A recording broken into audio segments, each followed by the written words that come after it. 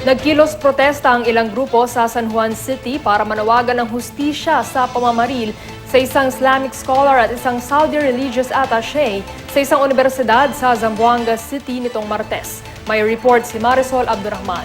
Marisol? Sa hawak ang mga placards at tarpaulin na may mukha ni Sheikh Ayed Al-Qarni. Nagrally ang Muslim community sa Metro Manila sa harap mismo ng mosque sa San Juan.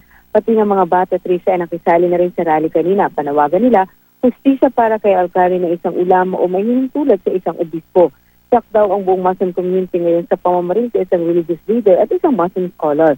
Sa press con kanina, Trisha, matapos ang kanilang rally, naghati ng mensahe ang mga ulama sa wikang Arabo nang ibig sabihin ay kinukondina nila ang ginawang pamamaril. Nagpapalaganap lamang daw ng kapayapaan si Al-Qarni kaya siya nagpunta sa bansa, pero salungat daw ang nangyari sa kanya doon sa Zamboanga. Kaya kaisa raw sila sa paghahanap ng kapayapaan at justisya para sa kanya. Pagamat walang binanggit ang grupo kung ano nga ba o sino ang nasa likod nito, para sa kanila, isa malinaw daw ito na sumasalungot doon sa turo ng Islam at doon sa kapayapaan na isinusulong. Pero naniniwala rin sila na merong hindi lamang daw yung mismong gunman ang involved dito, kundi meron din sa grupong nasa likod nito. Kaya sana raw ay matugdukan na ito at hindi na raw maulit ang ganitong mga insidente. Dahil nung Monday dito sa Metro Manila, nagsalita nga itong si Al-Qarni, napakahigpit daw ng seguridad na nilatag nila dito, hindi raw lahat pinayagang makalapit sa kanya para matiyak ang kanilang seguridad.